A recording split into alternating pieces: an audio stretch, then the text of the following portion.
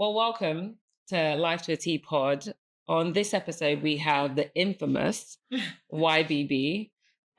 Before we get started, before we go into who you are and what you do, I like to ask fire questions. So, fire questions essentially this or that, right?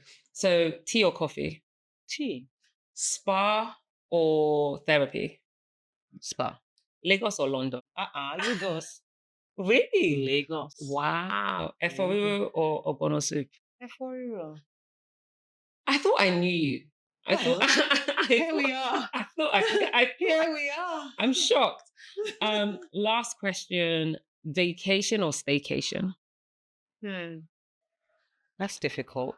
Vacation. Okay. I'm going to say we could just make. I like a staycation, but I think vacation. Yeah. Let me leave. Let me leave. Yeah, Let me feel yeah. like that. So thank you. We like to do rapid questions. I think it's important for people to understand who you are outside of what you do, and then also who are you? I can speak your praises for Kingdom Come, but who is YBB? What does YBB stand? I love the acronym YBB. I think there's something about it that's giving big energy. Who is YBB? What do you do? And tell people a little bit more about like the identity coach piece of your work, because I think that's really important. Thank you. So my name is Yetunde Bankole-Bernard. Say that again. Hey. My name is Yetunde Bankole-Bernard, but everyone calls me YBB and it's intentional. So YBB is so that it can be easy to remember, and also so that, we're not mixing things up. This is one person, and this is someone that you have to, when you meet, you would remember. So YBB is a signature name intentionally, right? Who am I? I'm many things. Oh, I am many things, but I identify so that people can understand. Because sometimes, we're so big, but we have to put ourselves in words so that people can, relate. And then when we do interact with each other, we become who we need to be for each other, right? So I am YBB, but I am primarily rooted in identity. What does that mean? That I work with people, organizations, teams on, should I say, reimagining what identity looks like, right? And sometimes that can be brand presence. Sometimes that can be self-awareness. Sometimes that can be reinvention. So I work with people in transition primarily. And I also work as the group executive director in a group of 6 companies in aviation, travel, and tours. That's Finchco Holdings. And I manage corporate communications, brands, and marketing. So all of that is still who I am, but I distill as we go. And you're also a mother. You're also a wife. Right. You're also someone's sister, someone's friend. Right. How do you do it all? One of the things I try and ask all my guests is there such a thing as having it all? And I look up to you as someone who does it so graciously. So can you have it all? I believe so, yes. And what does that look like in your world from a balance standpoint? How do you balance it all, rather? Okay. So I think that the word balance is overrated in the sense that what does balance look like to you? I think that we have to personalize things in our own spaces. So for instance, balance can look like to me right now, I really just need to be a mom, right? And nothing else matters. And that's balance. Right. So you become in that moment. So for instance, like I remember years ago, I think I've not always been this broad. So you expand into more as your life gives you room to, and grace finds you. So what do I mean? It's that, sometimes you just appreciate and stay where you are and expand in that. And more will come when you give yourself grace to expand in where you are, to be gracious and to be happy and to be, joyful where you are. And so you get the, should I say, benefit of that. I like that. In that moment. So people say things like, oh, I'm trying to find my purpose. And I say, you can't find your purpose. Your purpose finds you. And it finds you in the place where you are working, you are being, you're becoming, right? And so when you expand in that moment, another thing finds you. Right, okay, you're ready for me now. And then you just realize, oh, now I've become a mom. Okay, you're not always just going to be that mom, that kind of mom. Because like, for instance, I have children in like my, yeah. So I have Gen Z and I have Gen A. So I am a different mom to my Gen Z kids and a different mom to my Gen A kid because they're different people. And what they need from me is different. Does it exist in me? Yes, it does. it exists in me because I was gifted, right? I didn't plan to have, this wasn't, I didn't foresee that, oh, I'm going to have a Gen Z kid. So that means that when it was happening, it was because I was already prepared. So it's my responsibility to find that in myself and become. I love that everything you do is rooted in who you are becoming, and things will come to you as you prepare. So thinking about, not just you as a mother, because I think that's something you are in different aspects of your life. But when I think about becoming, I think about you as an executive. There aren't that many executives that balance it all. I loved what you said earlier. You said, in this season, my child needs me. But you also run a business. You also run multiple businesses, but you're very aware of what is needed in that season. So what is needed when it comes to prioritizing work and telling the people around you, hey, in this season, this is what matters? That's a very critical question. And I must say that I didn't just wake up like this. It took time, right? And it took adjusting and, just moving things around a little bit. So I found a question that I think almost solves every problem. What is at stake? What is at stake? So every time I'm at crossroads and I'm thinking, what do I pick up? What is falling? What is at stake in this minute? And I choose that. What is at stake? I want to start using that. There you go. You're welcome. What is at stake? I think oftentimes, I use a similar analogy. I always say, what are you allowing to drop? Right? So in seasons where I have to travel a lot, I communicate with my husband and I'm like, hey, our marriage and our partnership may not look the same right now because I'm going to be on the road. So I may not be able to give you as much attention as I typically would. And it's about communicating. Yeah. I think we underestimate the importance of communicating. Otherwise, things will be at stake, right? So I like that twist on what is at stake when making decisions. Yeah. What is the thing that you need to communicate to your world to let them know that, hey, this is a season where I love you, but I may need to prioritize something else right now. Yeah. And how do you do that when it comes to your kids when they may not be the number one priority? They're obviously always a priority. How do you do that when work is the priority and you have something launching or you have a big contract you're working on? How do you communicate that? So I'm going to be truthful here. Okay. And it is that, what is at stake really comes from a place of value, right? So, and when I say values, like your values, what is important to you? So that when you're making decisions, it's based off of your values. So wherever, there's some things that they would always be top, right? But when I'm checking what is at stake, it's that in what measure, not like they're shifting in priority. And so my children know nothing else but that. Oh, nothing else matters. Oh, I love if they need anything, there's a code. I would know. Okay. I would know if it's high priority or if it's just I just need mommy right now. Right. So if it's somebody just sending me a message, it doesn't matter what I am doing. They should be able to reach me anywhere in the world. Oh, I love that. Anywhere at any time. Reach me anywhere in the world. So it doesn't matter what is happening in their lives because what is at stake? What is at stake? Yeah. So if you want to wait. Right? If work is, and then something happens to my child, what is really at stake? Where am I going to be in the middle of all of that? It's a beautiful way to look at everything, actually. So then when you think about what's at stake, do you think about what's driving you, right? Because what's at stake is foundational, it's tied to your values, but what is your driver? What is driving YBB to be successful? Is it money? Is it the comfort of knowing your kids are going to be well taken care of? Or is it legacy? Or is it something in between? It's almost none of those things. Oh! What is it? It is that, we're gifted differently. And when you sit with yourself, and I'm sure we'll get into that, it's in your introspection, you realize that you have been gifted with so much and you're thinking, what am I doing with this? How much have I expanded into?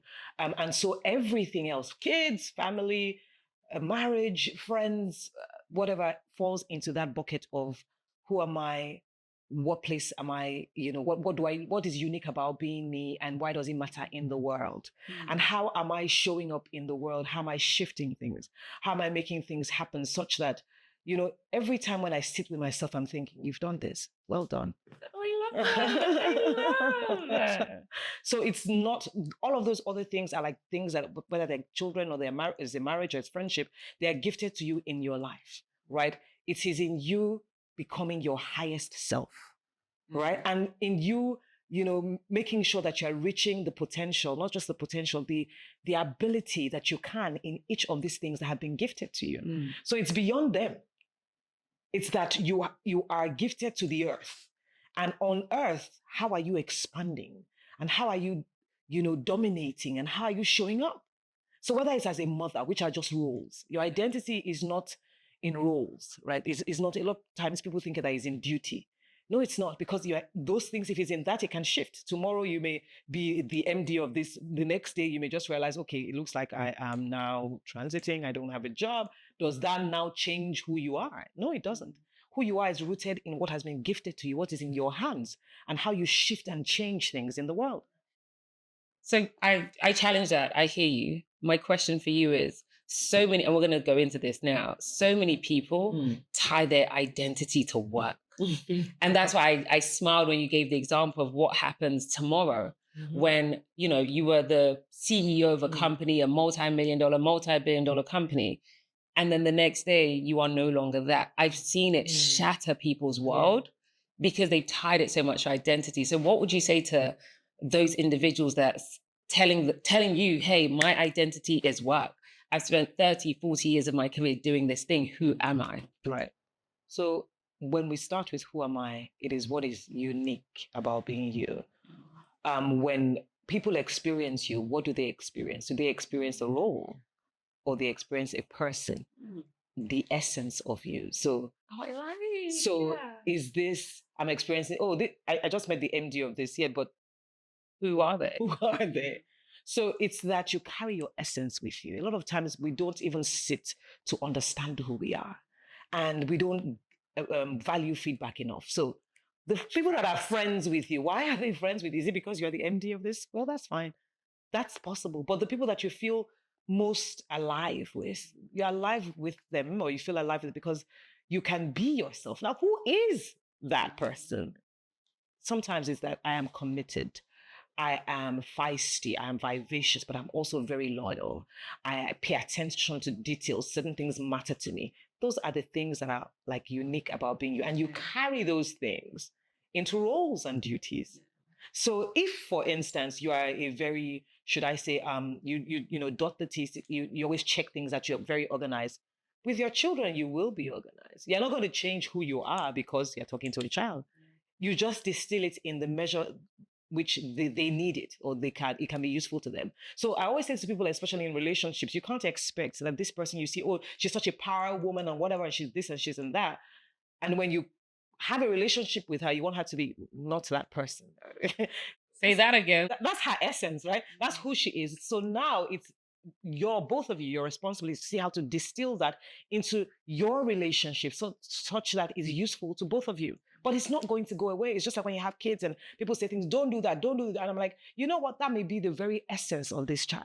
So it's your responsibility to be the guardian, to guide and guard that gift, that ability, that skill, such that, it's useful in the world. Not that, oh, you should stop talking too much. Oh, you should stop hopping around and jumping on things and flying. Please, just contain it in the way that, it doesn't, they don't have to suffer for it. They don't have to suffer for their gifts. So they don't feel like, sometimes people are resentful of who they are because of, it's too much for other people. So it's in guiding. Yeah, so they shrink, but that's who they are. So it's your responsibility as a parent to guide them and make them feel comfortable enough in their own essence so that they can distill it in a way that is valuable in the world.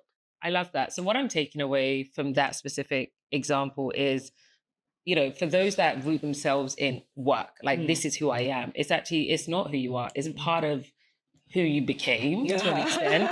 And it's understanding what is rooted in you. And what that sounds like to me is what is the impact you want to leave on this earth? And a lot of people's impact isn't in the fact that they're a CEO. Yes, they may have impacted lives, but the famous saying, and we've all heard it before, is a lot of people in graveyards, no one thinks about, oh, this CFO died, this CEO died. Like, no one's thinking that. They're just like, I lost a friend, a confidant, someone I loved, someone that gave me great advice.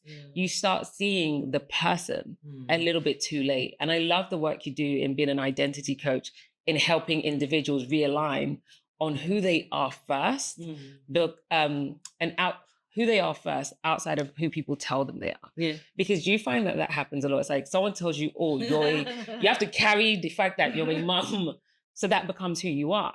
Instead of saying, actually, my essence is this. And allowing the individuals to shift what they think they are and understanding that there's more to you as a person. I've realized, and over time, I see that, a lot of times we think that we have to earn who we are. Like, I have to be this so that I can be that. But who you are is not something that you earn. It's something that you return to. So you've always been this person. Like, you were gifted with this, with this is like a seed, but it's your responsibility to grow in skill, in ability, in expertise, in knowledge, in wisdom. So you expand into more. Doesn't mean that. So you don't change your core.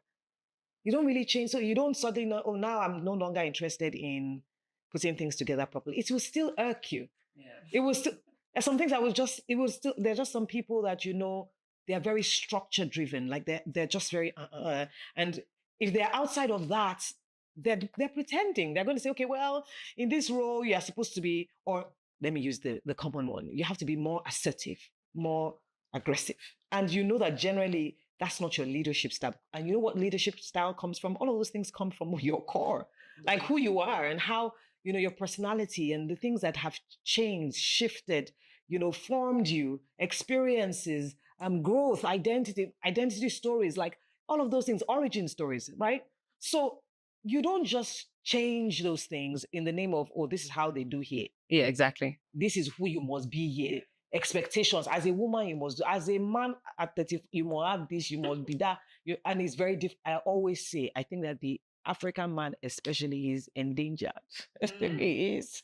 Explain. Let's go deeper. The African man is endangered. You know why? Because his identity was rooted in something years ago. Oh, just have, plantations and wives and all of that, and you're shown up. You don't need to do anything. And then he gets into what century, and now he needs to be more partner driven. Like, I need you to be more involved in things as like, okay, with kids, you need more, and then you still also have to provide this, and you still. So he's like, okay, so is it providing, okay, or emotional? Is it emotion? Okay. So now it's then no. It's two. You need to do this more, and then the women are, and all the women are just showing up, and you're wondering, okay, yeah, so where am I? And nobody is telling him anything. He's just supposed to figure it out because he's a man.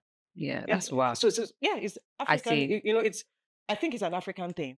I think it's a worldwide thing. I think it's different for us because we have the sense of family and community. So, and even let's not even go into the tribes. So what I'm saying is that identity cannot be taken from your origin story. It can't be taken away. People always think that, no, I am this and I'm that, but a lot of things have formed you and you have to be conscious of those things. You have to carry them with you and say, does this serve me in my life right now? Is this working or is not? And let's balance things out. Otherwise, let's know where we are so we know where we're going. Right? So there are just so many dynamics that contribute to who we are. Right? So you're not just origin stories, where you grew up, how you grew up, the things that there's some things that we have to shift out of. 1,000%. There's so many things. And because sometimes we even find excuses in them. It's because of this. Does this serve you in your life now? Is who you are becoming, is this still useful? If not, what are we doing with it? Yeah, and I love the analogy of like, is this still useful? Because we have to shift. As generations grow, we have more resources, more tools. I often say back in the day, which isn't even that back. It's like, to your point, men were providers. Men, they hunted, they did the thing to take care of the house. But as present day, statistics prove that women are coming to the table with equally, if not more than men. Right? So what we now see is a dynamic shift, and something you said earlier. It's like if someone's identity is rooted in I'm the provider, and now you have a woman that's like, me too, I want to provide. You then have this clash of like, how do we balance who we thought we were versus who is needed in this moment? And I think being able to navigate that has been a massive, massive challenge that I've just seen just in different parts of the world. I've lived in multiple places in the world. And I've seen the challenges in Nigeria, it's in the US, it's in London, it doesn't matter. Even Asia, there's challenges there because there's cultural norms that someone told you this is who you are and this is what you're supposed to be. And society's like, well, no, I need more. I need something. I need you to learn a new skill. I need you to find more emotions. And I do think, to your point, I do think men are endangered in the sense of if we don't shift that mindset of that's not who you are. Or it might have been who you thought you were, because these are the tools you were given. You have to create and get more tools in your toolkit. And I think being open and okay with understanding that I don't have it all figured out and I need help. And I may need to reach out to an identity coach to figure it out is what I think is important in this season. It's like that level of vulnerability. I say all that to say, I have access to you and a lot of people don't. Right. I love that, you're a texter away, you're a phone call away. I can call you at any time.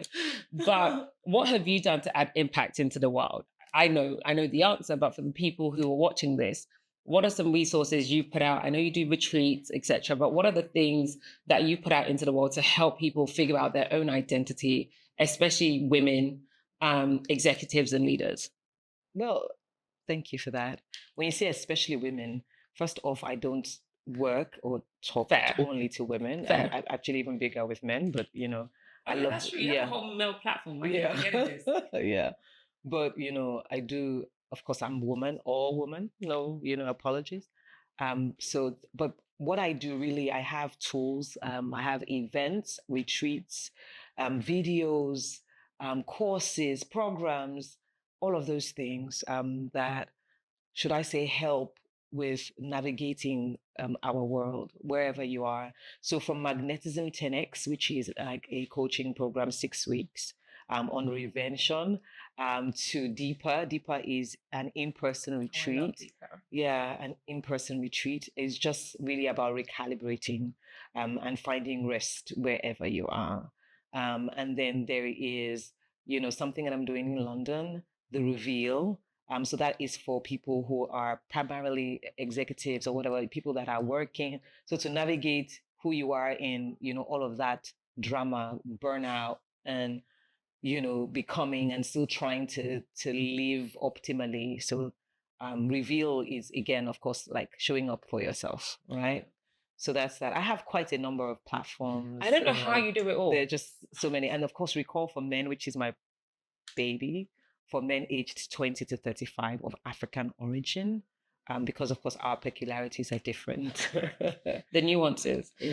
I said this to kick off the conversation. I don't know how you do it all. And in every conversation I have with friends, I often ask them a few questions. The first being, what does balance look like for you? Balance looks like being present in your life as it's needed. Balance looks like resting as an action word. Balance looks like just not over extending. So that means that in this moment, you have 5 things, that you look at those 5 things and say, what is at stake? What should I pick up now? And what should I drop without guilt or shame? And doing that consistently such that you are at peace in your own life. I find peace as a defining factor, something that, you should recognize what peace looks like in your life. And it's very personal. And you will know when you're not at peace. And you should be able to look at the things and say, this is it. And have the courage to reorganize.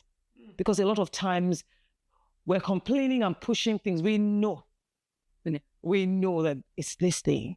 I should just move things around a little bit. And moving things around a little bit, a lot of times is you, not them. And it's you. So you have to move. Oh, yeah. You have to. You can't. So it's, even if it's in somebody that you feel like, oh, this person is always doing this person. So what am I doing to encourage that? How am I participating in this? What do I need to, what do I need to step back from or step into or put my foot down? There are just so many things. I think that is about, reining yourself in and having the courage to just say, you know what, do you burn out ever? I don't think so. I feel like I should ask your team. I don't know if you can ask. I think I don't, you know what? Because I know I just stop. You just stop. Oh yeah. So I like that. I actually just stop. You just stop. Yeah. And to be honest, I think that my life made me that way because I'm the last child. Like I'm the last child, and you know what they say about last? Yes. I'm the last child with 5 in a family of 5 kids, and my immediate brother was 11 years older. So I'm not just the last; I'm the last. So I understand what it means to retreat. I think that all of my life, so all of my life has prepared me to be who I need to be, so that I can help people to heal and guide them in. So I want to get to that point of where I don't feel I always get burnt out. You know this. I get burnt out and then I'm like, bye everybody, leave me alone. But I want to get to a point where, to your point, I'm reshuffling things in my life where I don't get to burn out completely. I think you need to start identifying what does burnout look like? And then they're like symptoms. So once you start feeling it, Yes. There's in our body. That's where the courage comes from. Like, okay, before everything crashes out, you already know I'm having this thing, I'm already doing this. Okay, you start speaking to yourself, what do I need to do now? What is important for me? So what do I need to shift? What do I need to? And the more you do it, it's like your inner voice, right? So it's your inner wisdom that starts telling you. So what happens is that a lot of us, our inner voice is quiet because we have silenced it so many times. You can't even. Do you think we have silenced it, or we've allowed the noise to silence it? The noise from others. Well, but that's the noise about you silenced. You allowed it. Yeah. So it's you silencing it. So it's your responsibility. It's an inner voice. I like that. So what you're saying is take ownership. Yeah. Take ownership back, but also it's you. You're the one that has to like rejig things. You're the one that has to like not silence the voice that you need to grow and develop. I know we're coming up to time, so that I told YBB this recently, but one of the things that I love about our relationship is just your brutal honesty. And you're funny without realizing you're funny. I'm going to tell them the story about the airplane. Oh my God. Yes, I know. So I remember. So we were going to London. We were going to Atlanta. I think we were going to Atlanta. I think we were going to Atlanta, and you met my husband at the airport. It was the funniest exchange ever. I changed my flight every second because of schedule. And we had got downgraded to premium or whatever. And we were waiting to get our seats upgraded or find out if we're going to get the upgrade. And YBB is like, hey, where are you sitting? And I was like, oh, I'm sitting in 21. Mind you, 21 is premium, people. It's premium economy, premium business. It wasn't first. So whatever it was, YBB goes, wait, why are you sitting so far? Ever since that day, my husband's like, where are we sitting? We cannot sit anywhere close. It's like you traumatized us with the number 21. So not only do we not sit anywhere where they're 21, he laughs and he's like, Tope, why are we sitting so far? And that's because that's the impact of just like you have. And it was a positive impact. It wasn't a negative impact because I think it's good to be ambitious.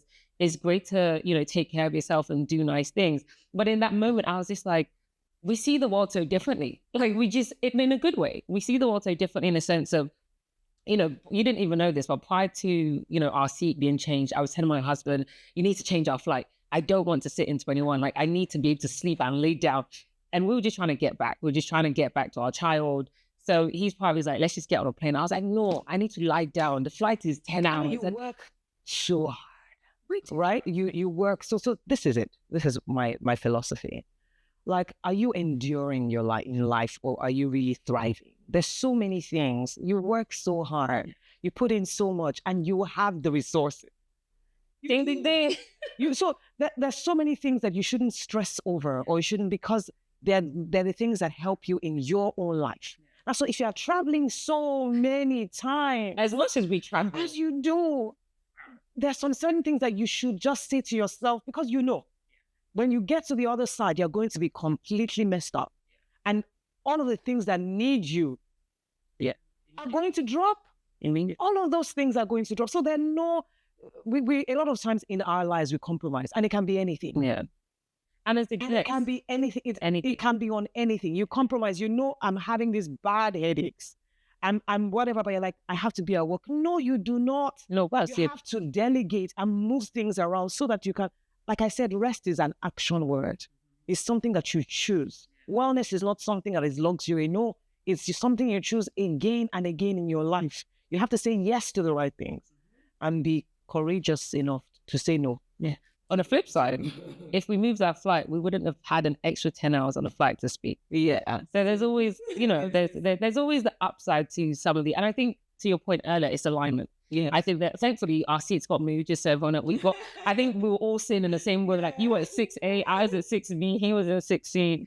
So I think we all pushed and it happens. If you push in life, you get what you want. You just say, okay, maybe you had so many opportunities. I just said, I need this. A lot of times we're too, people don't want to go after what they did. Yeah, they're too scared. It's like, what's the worst that could happen? What's the worst that can happen? Just ask. I like that. And I think on that note, what's the worst that can happen? So some of the things that, I want everyone to take away from this is, firstly, you decide your destiny. You have the tools. You have to look within. If you need to reach out to the identity coach, I will, link everything. I'll link everything in a podcast so you all have access to any of your courses. But I really, really appreciate the fact that there aren't that many executives who make the time to sit down and have this conversation. So I appreciate you. I love you. And hopefully you can do dinner tonight. Sure. Yeah. And other things, but okay, yeah. So that's this episode to Life to a Teee pod with our infamous YBB, because we absolutely adore all things identity, alignment, and finding balance. So until next time, that's Life to a Teee pod. Thank you.